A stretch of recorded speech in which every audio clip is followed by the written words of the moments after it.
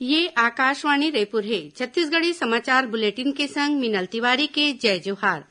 अब सुनाओ आज के प्रमुख समाचार। राष्ट्रपति रामनाथ कोविंद कहिन है कि न्यायिक व्यवस्था के उद्देश्य सिर्फ विवाद के समाधान नो है, भलुक न्यायिक रक्षा घलो है।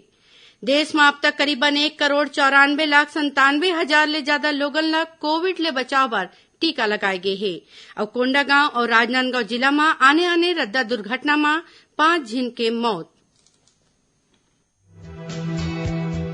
सुनो एक जरूरी संदेश। कोविड महामारी के खिलाफ देश एकजुट होकर लड़त है। आपो मन हमर संग सुरक्षा और बचाव के 3 सरल जरूरी उपाय के संकल्प लेवो। पहली उपाय, जब भी घर ले बाहर निकलो मास्क जरूर लगावो। दूसरा उपाय, लोगन ले 2 गज के सुरक्षित दूरी रखना ही जरूरी। तीसरा उपाय, अपन हाथ घेरी बेरी साबुन और पानी ले बने असन धोवो। ये 3 आसान उपाय अपना के आप मन कोरोना ला हरा सकत हो।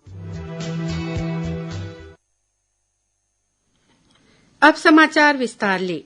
राष्ट्रपति रामनाथ कोविंद कहिन है कि न्यायिक व्यवस्था के उद्देश्य सिर्फ विवाद के समाधान नो ही, बलुक न्यायिक व्यवस्था के रक्षा घलो है। न्याय में अबेर ला खत्म करना न्याय ला संरक्षित करे के दिशा में महत्वपूर्ण कदम हवय। मध्य प्रदेश के जबलपुर में अखिल भारतीय न्यायिक अकादमी निदेशक मन के समारोह में बोलत राष्ट्रपति है ये बात कहिन।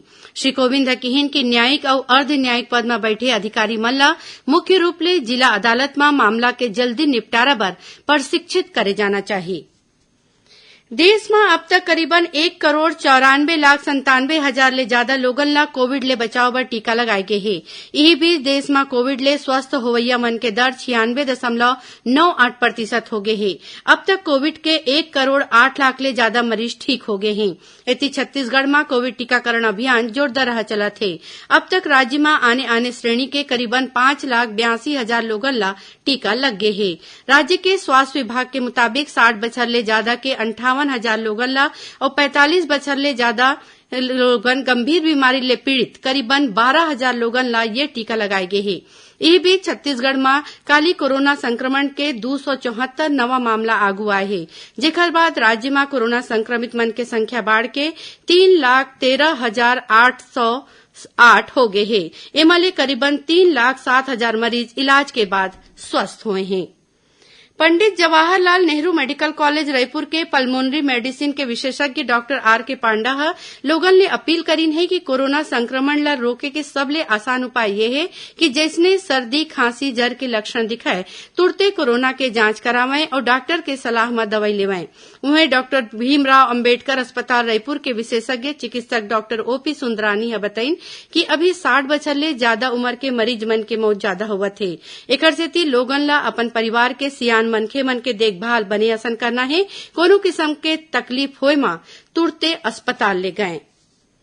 केंद्र सरकार अब कार चलैया के संग वाले सीट बर एयर बैग के व्यवस्था ला जरूरी कर दे है। केंद्रीय सड़क परिवहन और राजमार्ग मंत्रालय ये संबंध में अधिसूचना जारी करे है। अधिसूचना के मुताबिक 101 अप्रैल ले तैयार करे जात नवा मॉडल में चालक के बाजू वाले सीट में बैठे मनखे बर घलो एयर बैग के व्यवस्था करना होही। 31 अगस्त ले मौजूदा मॉडल मन घलो एयर बैग लगाए बर पड़ही। चालक के संग वाले यात्री बर एयर बैग नहीं होए के सेती दुर्घटना होए के आशंका बढ़ जाथे। मंत्रालय के अधिसूचना सड़क सुरक्षा में उच्चतम न्यायालय के समिति के सुझाव पर आधारित है। पुलिस महानिदेशक डीएम अवस्थी दुष्कर्म के आरोपी मन ला जल्दी आजीवन कारावास के सजा देवाए बर उत्कृष्ट विवेचक मन ला सुपर इन्वेस्टिगेटर सम्मान ले सम्मानित करीन। संगे संग सुघ्घर काम करे बर 51 झिन पुलिस कर्मचारी मन ला इंद्रधनुष सम्मान देगिस। ये मौका में श्री अवस्थी कहिन कि आरोपी मन ला जल्दी सजा मिले मा आम लोगन मन के भरोसा पुलिस बर बाढ़थे। उमन कहिन कि घटना के बाद घटना के जगह में पुलिस के तुरते पहुंचे ले सफलता जरूर मिलथे। उन्हें माय लोगन मन के खिलाफ अपराध होए में ज्यादा संवेदनशीलता के संग जांच करे जाना चाहिए। छत्तीसगढ़ी समाचार बुलेटिन आपमन आकाशवाणी रायपुर ले सुनत हव। छत्तीसगढ़ के खबर ले है आपकी वास्ता और खबर के विश्वसनीयता ले है हमर वास्ता। आकाशवाणी समाचार रायपुर के प्रादेशिक समाचार बुलेटिन के संगे संग हमार समसामयिक कार्यक्रम आप रेडियो के संग अपन मोबाइल में घलो सुन सकत हव। आकाशवाणी समाचार फेसबुक, ट्विटर और यूट्यूब में घलो हावय। हमार फेसबुक पेज हरे Chhattisgarh news on AIR, Twitter handle CGAIR news और हमार यूट्यूब चैनल हरे छत्तीसगढ़ AIR न्यूज। तो अब रेडियो के संगे संग आपके मोबाइल के माध्यम ले हम आप तक पहुंचत हन। छत्तीसगढ़ के हर खबर पर सुनत रहो आकाशवाणी समाचार।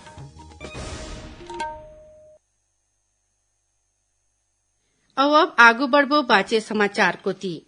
छत्तीसगढ़ के वरिष्ठ साहित्यकार त्रिभुवन पांडे के धमतरी में निधन होगे। राज्यपाल अनुसुईया उइके ह उनका निधन में दुख जतइन हे। राज्यपाल ह किहिन कि स्वर्गीय पांडे ह अपन पूरा जीवन साहित्य ला समर्पित कर दिन। उखर जिंदगी के एके उद्देश्य रहिस लोगन ला साहित्य ले जोड़ना। उखर रचना नवा पीढ़ी ला प्रेरणा देत रही।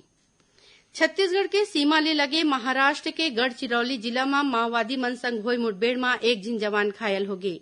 घायल जवान ला इलाज बर हेलीकॉप्टर ले नागपुर लाए गे हे। खबर के मुताबिक भामरागढ़ कोरपड़सी के जंगल में माओवादी मन के इकट्ठा होय के सूचना मिले रहिस, जेकर बाद सुरक्षा बल के टीम ह रवाना होगे। जवान मन ह मौका में पहुंच के माओवादी मन के हथियार बनाए के कारखाना ला तोड़ दिन। एकर बाद जवान मन वापिस लौटत रहिन, तभे माओवादी मन ह फायरिंग शुरू कर दिन, जेमा एक जवान घायल होगे। प्रवर्तन निदेशालय ईडी हर रायपुर के कारोबारी सुभाष शर्मा और ओखर ले जुड़े कंपनी के करीबन 31.5 करोड़ रुपया के संपत्ति अटैच करे हे। ईडी के यह कार्रवाई मनी लॉन्ड्रिंग अधिनियम के तहत करे गे हे। ईडी की आधिकारिक जानकारी के मुताबिक कारोबारी ऊपर बैंक ले लोन के नाव में करोड़ों रुपया के धोखाधड़ी करे के आरोप है। कारोबारी के खिलाफ आने कंपनी के नाव में फर्जी कागजात ले बैंक ले करीबन 38.5 करोड़ रुपया के लोन ले के मामला में छत्तीसगढ़ पुलिस कोती ले एफआईआर दर्ज करे गे हे। कोंडागांव जिला में आज भिनसरहा एक रद्दा दुर्घटना में 3 झिन युवक मन के मौत हो गई। खबर के मुताबिक फटफटी सवार तीनों जन बिहाव में संघरे बर फरसगांव कोती आत रहीन। यही बेरा जैतपुरी लंजोड़ा के तीर रद्दा किनारे खड़े ट्रैक्टर ट्राली ले फटफटी टकरा गिस। ये हादसा में तीनों मन के मौकच में मौत हो गई। वहीं राजनांदगांव जिला के अंबागढ़ चौकी के मुख्य रद्दा में पांगरी मोड़ तीर तेज रफ्तार चौपहिया गाड़ी के टक्कर ले फटफटी सवार 2 झिन मनखे के मौत हो गई। प्रदेश के पंचायत और ग्रामीण विकास मंत्री टीएस सिंहदेव ह काली रथिया 7:30 बजे आकाशवाणी रायपुर ले प्रसारित विशेष कार्यक्रम हमर ग्राम सभा में राज्य शासन के नीति योजना और कार्यक्रम के संबंध में जानकारी दी। ये कार्यक्रम ला मीडियम वेव 981 किलो हर्ट्ज में सुने जा सकत है। ये कार्यक्रम ला प्रदेश स्थित आकाशवाणी के जम्मू केंद्र एक संग्रह रिले करही। और अब थोरकुन समाचार सार में छत्तीसगढ़ ग्रामीण सड़क विकास अभिकरण ह प्रधानमंत्री ग्राम सड़क योजना में स्टेट क्वालिटी मॉनिटर्स के बढ़वार बर 15 मार्च तक बर अर्जी मंगाए गे हे। रायपुर जिला के उरला थाना क्षेत्र में एक मनखे ह अपन महतारी और भाई के लुगाई के हत्या कर दिस। पुलिस ह आरोपी ला गिरफ्तार कर ले हे। बिलासपुर जिला के रतनपुर थाना क्षेत्र में बाईपास रोड खुंडी पहाड़ के तीर ले 2 झिन माय लोगन के शव बरामद करे गे हे। पुलिस ह मामला के जांच करत हे।